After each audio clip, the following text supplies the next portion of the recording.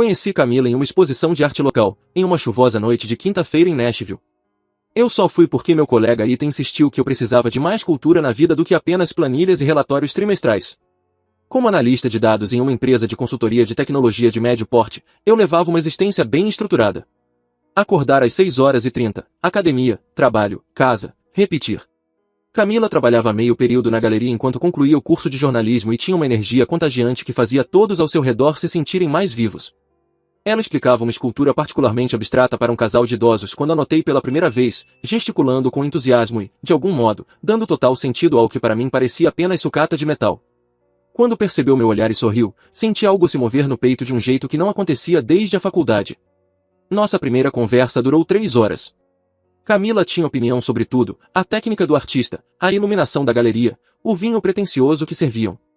Eu me vi rindo mais do que em meses, atraído pela forma apaixonada com que ela enxergava o mundo. Ela era tudo o que eu não era, espontânea onde eu era planejado, artística onde eu era analítico, aventureira onde eu era cauteloso. Quando sugeriu que abandonássemos a galeria e fossemos a um bar de verdade, surpreendi-me concordando de imediato. Aquele primeiro ano juntos foi transformador de um jeito que eu jamais imaginara. Camila me apresentou a cantos de Nashville em que eu morava havia 6 anos, mas nunca havia explorado de fato. Fazíamos viagens de fim de semana de última hora para as Rocky Mountains, com sua câmera sempre pronta para capturar alguma cachoeira escondida ou celeiro esquecido que ela descobrira por meio de sua rede de amigos criativos. Ela tinha o dom de encontrar magia em momentos comuns, transformando uma simples ida ao mercado em aventura ao insistir que tentássemos cozinhar alguma culinária inédita ou me convencer a dirigir de madrugada para descobrir lanchonetes escondidas, onde entrevistava os donos em busca de ideias para matérias. Passei a sair da minha zona de conforto de maneiras que pareciam naturais, não forçadas.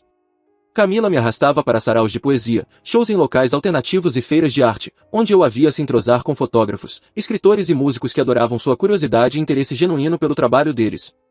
Ela tinha essa habilidade de fazer as pessoas se sentirem vistas e importantes, fazendo perguntas que iam além da cortesia superficial. Eu admirava como ela entrava em qualquer ambiente e encontrava a pessoa mais interessante, passando uma hora descobrindo seu projeto de vida ou filosofia pessoal. A química física entre nós era inegável, mas o que realmente me cativava era sua mente. Camila acordava cheia de ideias para artigos, séries de fotos ou aventuras aleatórias que muitos considerariam impraticáveis. Ela pesquisava passeios históricos de fantasmas, planejava caças ao tesouro elaboradas pelo centro de Nashville ou sugeria que passássemos um sábado inteiro aprendendo cerâmica só porque sempre quisera sentir o barro entre os dedos. Seu entusiasmo era contagiante, e eu me via dizendo sim a experiências que antes teria recusado sem pensar. O que mais me impressionava era que Camila nunca tentava me mudar. Ela simplesmente criava espaço para partes de mim que eu nem sabia que existiam. Comecei a fotografar durante nossas aventuras, a princípio apenas para registrar as viagens, mas logo porque realmente passei a gostar de capturar momentos com o olhar artístico que ela me ensinava. Ela falava sobre composição e luz enquanto eu a ajudava a organizar seu crescente portfólio e a cuidar da parte técnica de criar presença online para o trabalho de jornalismo. Achava que nos completávamos perfeitamente. Depois de 2 anos juntos, decidimos comprar uma casa. Eu economizava havia anos, morando no mesmo apartamento de um quarto e dirigindo um Honda confiável que quitei cedo. Camila ainda alugava um pequeno estúdio acima de uma loja de roupas vintage, gastando a maior parte de sua renda em equipamentos fotográficos e viagens que chamava de pesquisa para futuras matérias. Ao começarmos a ver imóveis, eu naturalmente me inclinava por opções práticas, com boa estrutura, potencial de investimento e custos de manutenção razoáveis. Camila tinha prioridades totalmente diferentes. Ela se apaixonou por uma casa vitoriana no distrito histórico de Nashville no momento em que entramos.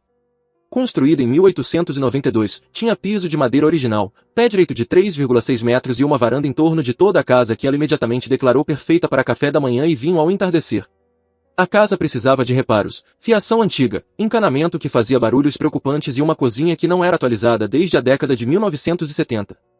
Minha mente analítica calculava custos de reforma, impostos e possíveis dificuldades de revenda. Camila via caráter, charme e infinitas possibilidades para criarmos algo belo juntos. Este lugar tem histórias para contar, disse, passando a mão pelo corrimão entalhado da escada principal. Você não sente a história aqui? Todas as famílias que já viveram nesta casa, todas as memórias que estas paredes guardam. Eu não sentia nada disso, mas via como seus olhos brilhavam ao descrever a transformação do jardim abandonado em estúdio de fotografia e do sótão do 3º andar em seu santuário de escrita. O entusiasmo dela era tão contagiante que me peguei concordando, mesmo enquanto somava os custos mentalmente. Fizemos uma oferta naquela mesma tarde. Camila insistiu em anexar uma carta escrita à mão para os proprietários idosos, explicando quanto cuidaríamos daquela casa de família. 3 dias depois, a casa era nossa. Fiquei responsável pelo financiamento, inspeções e negociações com empreiteiros, enquanto Camila pesquisava a história do imóvel. Descobriu que fora construído por um barão ferroviário local e começou a planejar reformas que honrassem sua herança e ao mesmo tempo o tornassem nosso lar. Os primeiros meses como proprietários foram exatamente como eu esperava. Passávamos os fins de semana em lojas de materiais de construção, Camila escolhendo cores e luminárias enquanto eu focava em melhorias práticas, como um novo aquecedor de água e atualização do painel elétrico. Ela tornava até tarefas tediosas românticas, trazendo café enquanto eu instalava novas tomadas ou aparecendo com comida de algum restaurante étnico que descobrira naquela semana. Organizávamos jantares para os amigos, os colegas de jornalismo de Camila se entrosando surpreendentemente bem com meus colegas da empresa de tecnologia. Foi nesse período que Camila conseguiu o emprego dos sonhos como repórter júnior da revista Aurora, uma publicação moderna que cobria a cena artística emergente de Nashville, negócios locais e eventos culturais. O salário não era incrível, mas Camila estava radiante por finalmente ter um espaço para o tipo de narrativa que cultivava desde a faculdade. Sua primeira pauta foi sobre jovens empreendedores que revitalizavam bairros esquecidos, e ela mergulhou no trabalho com entusiasmo característico. Eu fui promovido a analista sênior, com um aumento significativo e flexibilidade para trabalhar em casa alguns dias por semana. Tudo parecia se encaixar perfeitamente, carreiras estáveis, uma bela casa, planos compartilhados para o futuro. Passei a pensar seriamente em anéis de noivado, a ponto de perguntar casualmente à irmã de Camila, durante um churrasco em família, sobre suas preferências em joias. Mas por volta do 6º mês de casa própria, notei mudanças sutis na energia de Camila. Ela chegava do trabalho com uma expressão inquieta, como se pensasse em algo que não conseguia explicar. Nossos projetos de reforma de fim de semana começaram a parecer obrigações, não aventuras. Em vez de me mostrar amostras de tinta ou discutir qual cômodo seria o próximo, ela passava as manhãs de sábado rolando o feed das redes sociais, comparando nossa rotina doméstica tranquila às vidas agitadas que seus amigos de faculdade exibiam em cidades como Nova York e Los Angeles. Você nunca sente que estamos entrando na meia-idade cedo demais? Perguntou uma noite enquanto estávamos na varanda, eu revisando relatórios trimestrais e ela editando fotos de uma pauta recente. Tipo, temos 28 e 31 anos, mas vivemos como se tivéssemos 45. Casa, carreiras, jantares com as mesmas pessoas a cada poucas semanas. É isso que significa ser jovem adulto. Olhei para nossa linda casa, pensei em nossos empregos estáveis e na conta de poupança crescente, sinceramente, não entendi o que ela questionava. Isso era exatamente o que eu sempre quis, construir algo real e duradouro com quem eu amava. Mas a insatisfação de Camila estava ficando difícil de ignorar, e comecei a temer que a vida que construímos estivesse se tornando para ela mais uma prisão do que um alicerce. Tudo mudou quando Camila começou a trabalhar com Noah Ramirez, um fotógrafo de aventura freelancer especializado em esportes radicais e jornalismo de viagens para a revista Aurora. Noah era tudo o que eu não era, de uma beleza rústica e natural, com cabelos clareados pelo sol e antebraços cobertos de tatuagens que narravam suas expedições pelo mundo. Dirigia um Land Rover surrado, coberto de adesivos de parques nacionais e competições de surf, e parecia viver inteiramente de uma coleção de bolsas de lona gastas, sempre pronto para desaparecer em uma nova missão a qualquer momento. O primeiro projeto colaborativo de Camila com Noah foi documentar a comunidade underground de escalada em rocha de Nashville, uma subcultura que eu nem imaginava existir em nossa cidade relativamente plana. Ela voltava para casa cheia de energia como não via desde os primeiros dias na revista, falando sem parar sobre a filosofia dos escaladores de desafiar os próprios limites físicos e mentais, a confiança necessária entre parceiros de escalada e a habilidade impressionante de Noah em capturar a emoção crua de alguém vencendo medo a 9 metros do chão. Você precisa ver como ele trabalha, disse Camila certa noite, mostrando no laptop folhas de contato com as fotos de Noah. Ele não apenas tira fotos, ele se torna parte da história. Hoje, escalou sem corda ao lado de uma mulher que tentava sua primeira rota em negativo, guiando-a pelo pânico enquanto, de algum modo, registrava toda a experiência. Suas fotos não apenas mostram o que aconteceu, fazem você sentir como é estar lá. Analisei as imagens, que eram de fato impressionantes. Noah capturara momentos de pura vulnerabilidade e triunfo que até me fizeram sentir a vertigem e a adrenalina de estar suspenso apenas por dedos e determinação. Mas o que me incomodava não era o talento dele, e sim a maneira como a voz de Camila mudava quando falava dele, adquirindo um tom ofegante que me lembrava de como ela falava de nossas próprias aventuras no início. As colaborações ficaram cada vez mais frequentes. Camila passou a ficar até tarde no escritório da revista, trabalhando no que chamava de projetos especiais, com Noah, que exigiam pesquisas e planejamentos extensos. Ela voltava com histórias sobre as últimas pautas dele, documentando surfistas no Havaí, acompanhando uma banda em casas de show subterrâneas em Chicago, registrando o cotidiano de vaqueiros em Montana. Cada relato parecia feito sob medida para destacar o quão emocionante e espontânea era a vida dele, em contraste com nossa rotina previsível de trabalho, reformas em casa e jantares de fim de semana com amigos. Noah acha que eu tenho um grande potencial como jornalista de viagens, comentou Camila casualmente em um sábado de manhã, enquanto eu revisava orçamentos de empreiteiros para a reforma do banheiro. Ele tem mostrado meu trabalho a editores de publicações nacionais e diz que minha visão sobre cultura local poderia se traduzir muito bem em reportagens internacionais. Isso é ótimo, respondi, embora sentisse algo frio se instalar no estômago. Que tipo de matérias internacionais? Bem, ele tem uma pauta chegando na Costa Rica, documentando iniciativas de turismo sustentável. A revista está pensando em enviar uma dupla de escritor e fotógrafo, e Noah me sugeriu para a parte de texto. Seriam 3 semanas, mas isso poderia realmente lançar minha carreira em uma direção completamente diferente. 3 semanas na Costa Rica com Noah. Tentei manter a expressão neutra, mas Camila deve ter percebido minha hesitação, pois seu tom ficou imediatamente defensivo. É exatamente disso que eu falava, disse ela, fechando o laptop com mais força do que o necessário. Você quer que eu continue pequena, segura, me limitando a histórias locais de Nashville quando existe um mundo inteiro de experiências lá fora. Noah entende, ele sabe que jornalismo de verdade exige correr riscos e ultrapassar limites. Quis dizer que nunca pedi que ela se limitasse, que sempre apoiei cada pauta e incentivei suas ambições desde o começo. Mas a comparação com Noah doeu, porque parecia intencionalmente cruel. Camila estava criando uma narrativa em que eu era a âncora que aprendia, enquanto Noah era o vento que a impulsionava rumo a novos horizontes. Logo vieram os workshops de fotografia nos fins de semana. Noah recomendou uma série de cursos avançados de fotografia ao ar livre e ética em fotojornalismo, realizados em locais do Tennessee que exigiam acampamento noturno.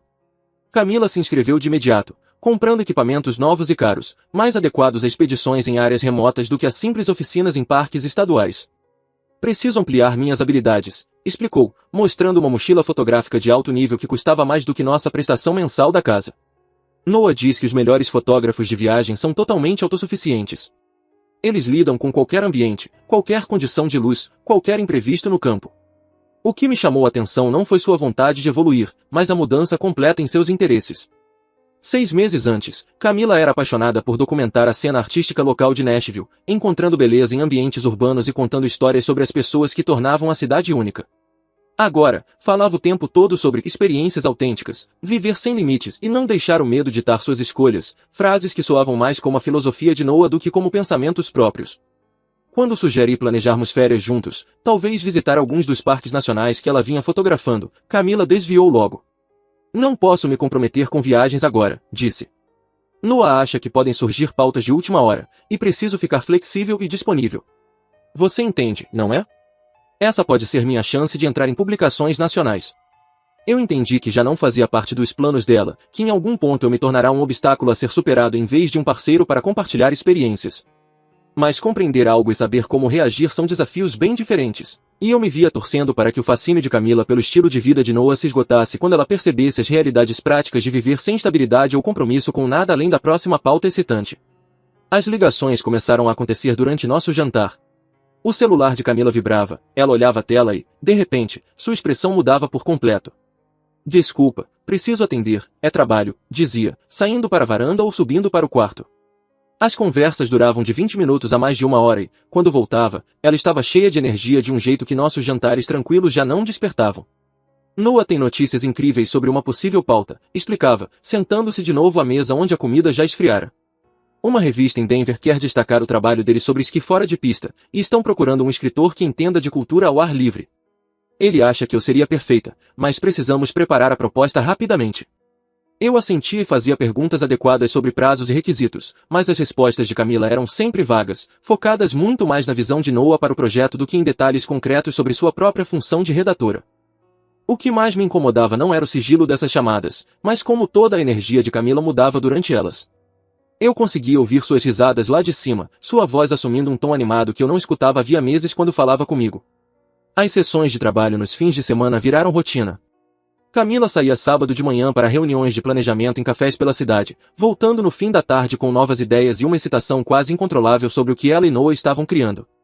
Passava o domingo organizando anotações e fotos, mas, quando eu pedia para ver o trabalho ou oferecia ajuda nas pesquisas, ela desconversava dizendo que tudo ainda estava em estágio inicial e não pronto para contribuições externas. Noah tem um processo criativo muito específico, explicou quando sugere que trabalhasse no nosso escritório em casa em vez de se encontrar sempre em lugares diferentes pela cidade. Ele precisa estar em ambientes variados para pensar com clareza e, sinceramente, ficar em casa me faz sentir muito doméstica, muito acomodada. Eu penso melhor quando estou no mundo, vivendo as coisas em primeira mão, e não sentada a uma mesa. Nossa intimidade física desapareceu por completo.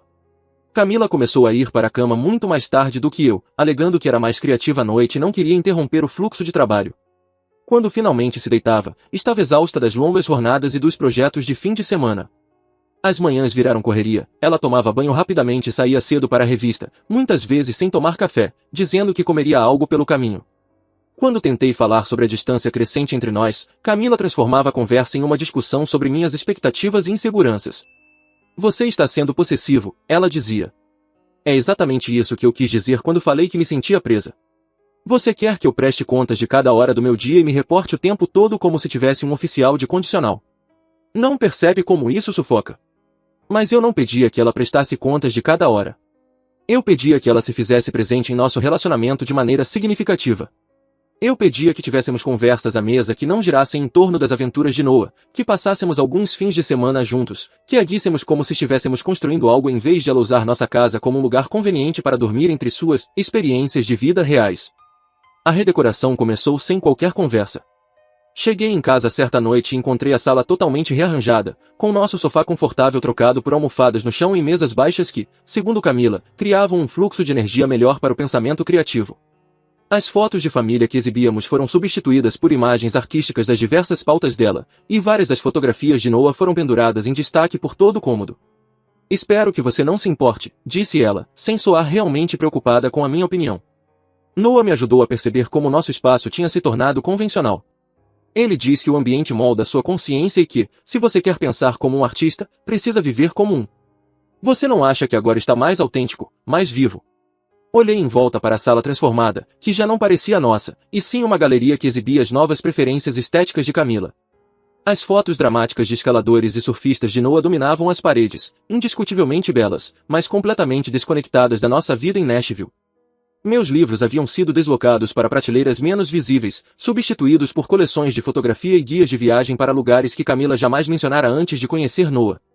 Onde está a foto da nossa viagem a Gatlinburg no ano passado? Perguntei, notando que ela sumira do lugar de destaque perto da lareira. Ah, aquela, Camila acenou com desdém. Não combinava com a nova vibe. Além disso, toda aquela viagem parece de uma fase completamente diferente da minha vida. Estou tentando focar em quem estou me tornando, não em quem fui. A pessoa em que ela se tornava, ao que parecia, era alguém que considerava nossas memórias irrelevantes e o antigo aconchego da casa incompatível com sua evolução artística. Percebi que Camila não estava apenas se desconectando emocionalmente do nosso relacionamento, mas também apagando sistematicamente as provas de que já tínhamos sido felizes juntos, criando um ambiente físico que refletia suas novas prioridades e me excluía explicitamente de sua visão de futuro. Decidi organizar uma festa surpresa para comemorar os 2 anos da nossa casa recém-reformada, achando que isso poderia lembrá-la do que havíamos construído e reconectá-la com as pessoas que fizeram parte da nossa vida antes de Noah dominar cada conversa. Éramos proprietários havia exatamente 2 anos, e apesar de toda a tensão recente, eu queria celebrar esse marco com nossos amigos e familiares. Passei 3 semanas planejando o evento, contratando o buffet preferido de Camila, aquele do centro de Nashville que havia servido sua festa de formatura, e preparando um slideshow de fotos da nossa jornada de reformas e memórias. Convidei todos que importavam para nós, os pais e a irmã de Camila, minha família, colegas de ambos os trabalhos e amigos que fizemos como casal no primeiro ano na casa. Cheguei a localizar alguns colegas de jornalismo dela que haviam se mudado para outras cidades, mas que estariam visitando Nashville naquele fim de semana. O planejamento teve um efeito quase terapêutico, lembrando-me de todas as pessoas que testemunharam nossa felicidade e apoiaram nosso relacionamento quando as coisas iam bem. O buffet chegou no sábado à tarde com as comidas favoritas de Camila, tacos de churrasco coreano, mac and cheese gourmet e aquelas mini tortas de limão que ela adorara no mercado de produtores locais. Preparei o slideshow na sala, apesar da recente redecoração, e arrumei os móveis para estimular a conversa e a interação. Às 6 da tarde, nossa casa estava cheia de risadas, música e a energia calorosa de quem realmente se importava conosco. Camila entrou pela porta às 18h47 e encontrou o lar repleto de convidados surpresos que gritavam "Feliz aniversário de casa". Seu rosto passou por uma sequência de expressões que nunca esquecerei: confusão inicial, reconhecimento repentino e algo que parecia quase pânico. Em vez da alegria ou gratidão que eu esperava, Camila parecia encurralada, como se eu tivesse armado uma emboscada elaborada para forçá-la a desempenhar um papel que ela já não queria. "O que é isso?", perguntou, com a voz tensa de raiva contida. "Uma festa surpresa", respondi, sentindo-me de repente tolo ao ver seu olhar percorrendo a sala cheia de pessoas que vieram celebrar conosco. "É o aniversário de 2 anos da nossa casa. Achei que seria bom reconhecer o que conquistamos juntos." A irmã de Camila se aproximou com uma bebida, alheia à atenção. "Não é incrível, Camila?" Tyler pensou em cada detalhe. Mamãe e papai estavam ansiosos para ver as reformas. "Preciso falar com você", disse Camila, agarrando meu braço e me puxando para a cozinha, em particular. Na cozinha, longe dos convidados, sua compostura desmoronou por completo. "Como você pôde fazer isso sem me consultar? Eu tinha planos para hoje. Planos importantes. A abertura da exposição de arte do Noah é do outro lado da cidade, e eu prometi que estaria lá. É exatamente disso que venho falando, você toma decisões sobre minha vida sem considerar o que eu realmente quero." "Eu queria que fosse uma surpresa", respondi, sentindo-me cada vez mais na defensiva. "São nossos amigos e família. Eles viajaram horas para estar aqui, e seus pais perguntaram várias vezes quando viriam as reformas. Esse não é o ponto." A voz de Camila subia, e eu vi os convidados lançando olhares preocupados em direção à cozinha. "O ponto é que você planejou toda a noite com base na sua visão de como nossa vida deveria ser, sem se importar com o que eu poderia querer fazer. Isso é controlador e manipulador." Fiquei olhando para ela, percebendo que o que eu imaginara ser um gesto de amor se tornará mais uma prova contra nosso relacionamento. "A exposição do Noah", repeti devagar, "é mais importante do que celebrar o que construímos juntos?" "Sim", respondeu sem hesitar, "porque o trabalho do Noah representa crescimento, possibilidade e expressão artística autêntica. Esta festa representa tudo do que estou tentando me afastar. Brincar de casinha e fingir que a vida doméstica é o auge da realização humana." A crueldade dessa frase me atingiu como um golpe físico. 2 anos de pagamentos de hipoteca, reformas, concessões e sonhos em comum reduzidos a brincar de casinha. Nossos amigos e familiares descartados como obstáculos à sua expressão artística. Olhei pela porta da cozinha para as pessoas que tinham vindo celebrar conosco, pessoas que fizeram parte da nossa história quando Camila ainda achava que valia a pena ser contada. "Essas pessoas amam você", disse baixinho. "Seus pais dirigiram 3 horas para estar aqui. Sua colega de faculdade voou de Atlanta, mas você prefere abandonar todos para ir ver fotografias com Noah."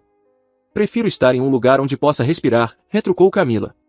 "Um lugar onde não me sinta sufocada pelas expectativas de todos sobre quem devo ser." Foi então que ela fez algo que eu jamais esperaria. Em vez de voltar para a sala e lidar com a situação com a inteligência e a consciência social da mulher por quem me apaixonei, Camila entrou direto na festa e fez um anúncio. "Sinto muito que todos tenham vindo hoje", disse, a voz pairando sobre as conversas e a música. "Tyler planejou isso sem me consultar, e eu tenho outros compromissos que preciso honrar. Espero que entendam que, às vezes, as pessoas crescem em direções diferentes, e ser fiel a si mesmo significa decepcionar as expectativas convencionais dos outros." O silêncio que se seguiu foi ensurdecedor.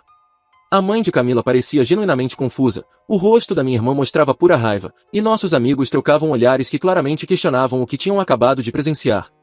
Camila pegou a bolsa, deu um beijo protocolar nos pais e foi em direção à porta. "Diga ao Noah que eu mandei parabéns pela exposição", gritei, incapaz de conter o amargor na voz. Ela parou na porta, olhou para mim parado em nossa casa lindamente decorada e cercada de pessoas que se importavam conosco e disse, "Pelo menos o Noah entende a diferença entre apoiar os sonhos de alguém e tentar prendê-la em uma vida que ela já superou."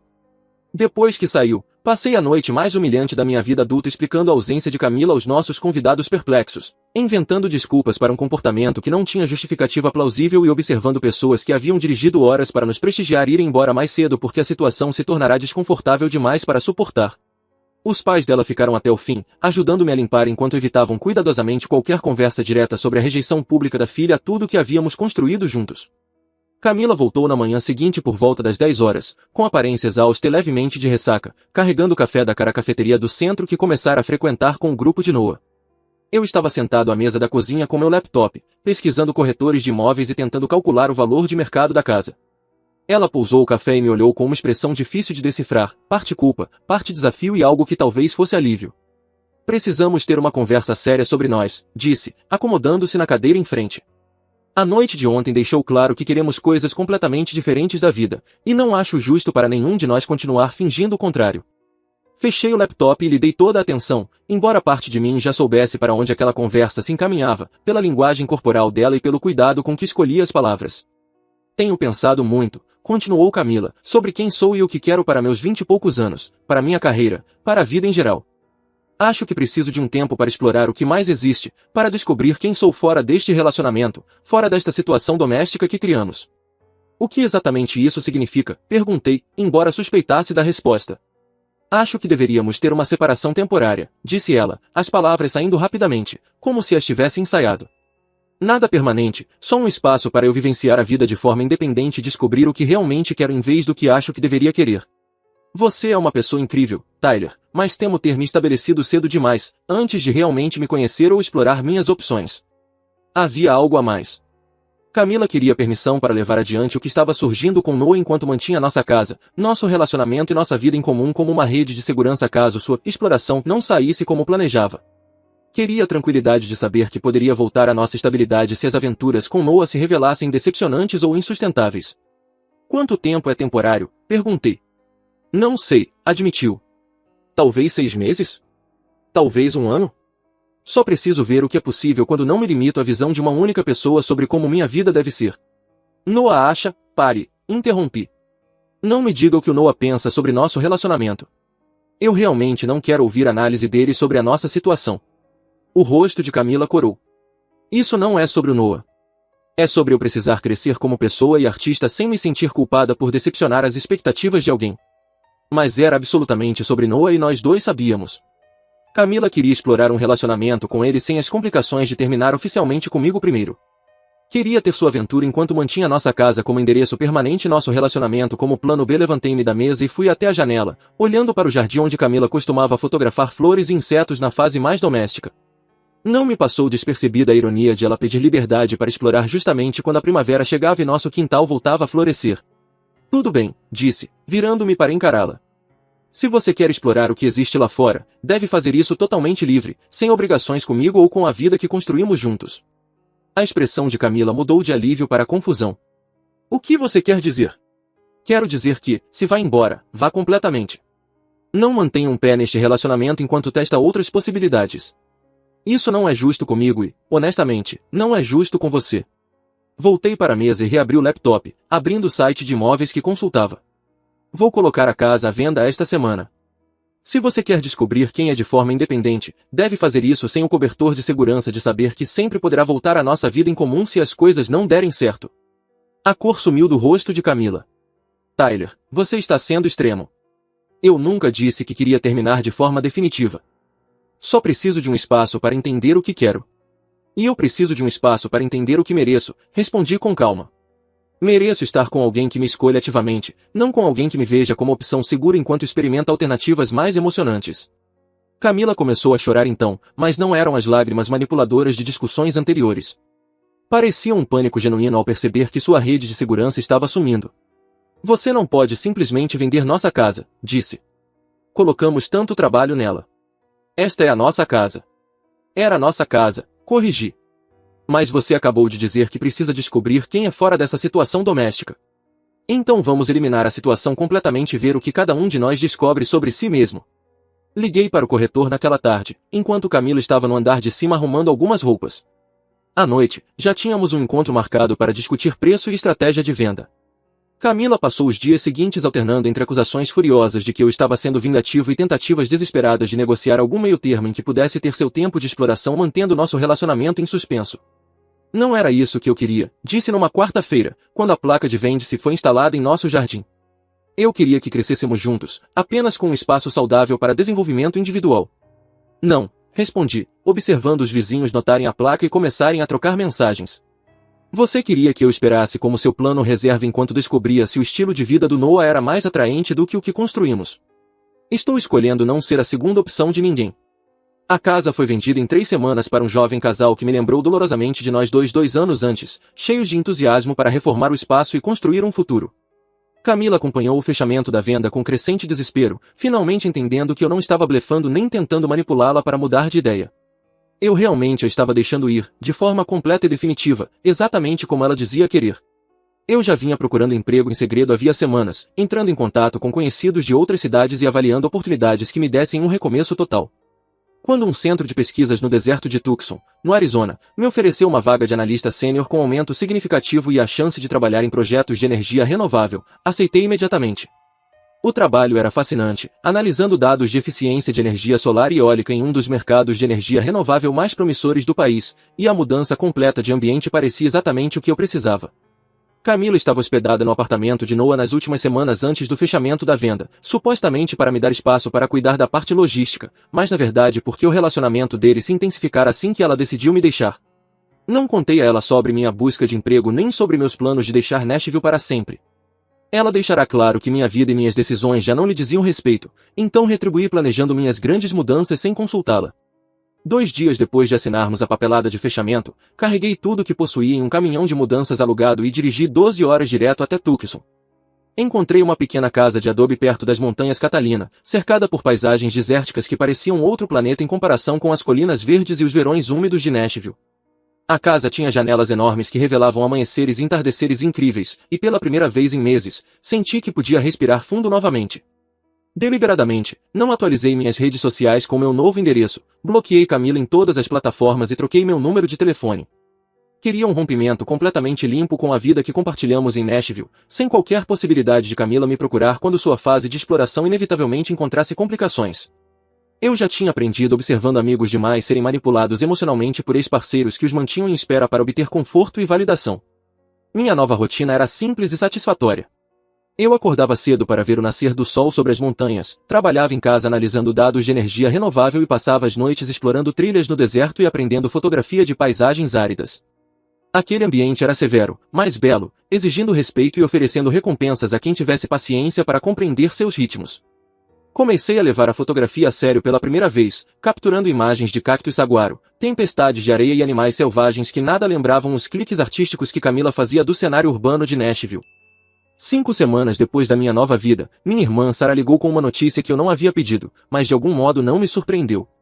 Camila está ligando para todo mundo tentando te encontrar, contou Sarah durante nossa chamada semanal. Mamãe, papai, seus antigos colegas, até seu colega de quarto da faculdade. Ela soa completamente em pânico, vive dizendo que houve algum tipo de mal-entendido e que precisa falar com você imediatamente. O que você disse a ela? Perguntei, enquanto observava um Roadrunner disparar entre os cactos no meu quintal. Exatamente o que você pediu, que está bem, mas não quer contato com ela. Mas, Tyler, ela está muito insistente. Ligou para a mamãe 3 vezes ontem, chorando, dizendo que cometeu um erro terrível e precisa te explicar tudo. Não me surpreendi que a aventura de Camila com Noah tivesse terminado mal. Noah sempre me pareceu alguém que gostava da conquista e da emoção, mas perdi o interesse assim que o desafio acabava. Provavelmente, Camila descobriu que o estilo de vida empolgante e sem limites dele não incluía espaço para compromisso emocional nem para o tipo de segurança que ela tomava como certo em nosso relacionamento. Ela continua dizendo que nunca quis terminar de forma definitiva, prosseguiu Sarah, afirma que só precisava de um tempo para crescer e que agora percebe o que perdeu. Mamãe até ficou com pena dela, o que é muito, considerando quanto ficou irritada com aquela história da festa. E como ficou a carreira de fotógrafo do Noah nessa história? Perguntei, embora já desconfiasse da resposta. Ao que parece, ele começou a namorar outra pessoa quase imediatamente depois que ela se mudou para o apartamento dele. Uma blogueira de viagens que deve acompanhá-la em pautas pelo país. Camila descobriu quando os viu juntos em uma inauguração de galeria, na mesma noite em que achava que eles trabalhariam em um projeto. A ironia era quase perfeita. Camila havia jogado fora nosso relacionamento estável e amoroso pela empolgação de estar com alguém que vivia sem fronteiras ou compromissos, apenas para descobrir que essa ausência de fronteiras também se aplicava a ela. Noah nunca prometera exclusividade ou segurança emocional. Ela projetara essas expectativas nele, alimentada por fantasias românticas sobre homens aventureiros. Ela continua perguntando a todos se sabem onde você está, disse Sarah. Repete que só precisa de 5 minutos para explicar tudo, que você entenderia se conhecesse toda a história. Mamãe disse a ela que talvez algumas explicações cheguem tarde demais, e isso pareceu fazê-la chorar ainda mais. Senti uma mistura estranha de vindicação e genuína tristeza por Camila. Vindicação, porque seu comportamento teve consequências que ela nunca previra. Tristeza, porque a mulher que eu amei fez escolhas que destruíram algo real em troca de algo que se revelou totalmente ilusório. Mas não senti nenhum desejo de resgatá-la da situação que criará. Se ela ligar de novo, pode dizer que estou exatamente onde deveria estar, falei. Construindo uma vida com alguém que não vai dar isso como garantido. Você está conhecendo alguém? Perguntou Sarah, curiosa. Ainda não, admiti. Mas estou construindo algo aqui que pertence inteiramente a mim. Quando estiver pronto para compartilhar, será com alguém que valorize a estabilidade em vez de achar que ela sufoca. Naquela noite, sentei na varanda, vendo o pôr do sol pintar as montanhas do deserto em tons de rosa e dourado, refletindo sobre a diferença entre excitação e contentamento. Camila confundira excitação com amor, aventura com crescimento e novidade com autenticidade. Convencera-se de que tudo que fosse estável ou previsível limitava seu potencial, quando, na realidade, a estabilidade lhe dera base para explorar seus interesses com segurança. O deserto ensinava lições diferentes. Sobreviver ali exigia paciência, planejamento e respeito aos limites naturais. As flores mais belas floresciam brevemente após raras chuvas, mas as plantas que prosperavam o ano todo eram as que aprenderam a criar raízes profundas e a conservar recursos com cuidado. Eu estava aprendendo a ser como essas plantas do deserto, encontrando beleza na sustentabilidade em vez de correr atrás de momentos dramáticos e passageiros que não podiam ser mantidos a longo prazo. Meu telefone permanecia silencioso, o que significava que Camila ainda não descobrira como me encontrar diretamente. Mas eu sabia que ela estava em algum lugar, provavelmente ainda ligando para meus familiares e antigos amigos, acreditando que, se pudesse apenas explicar seu lado da história, tudo poderia voltar a ser como antes.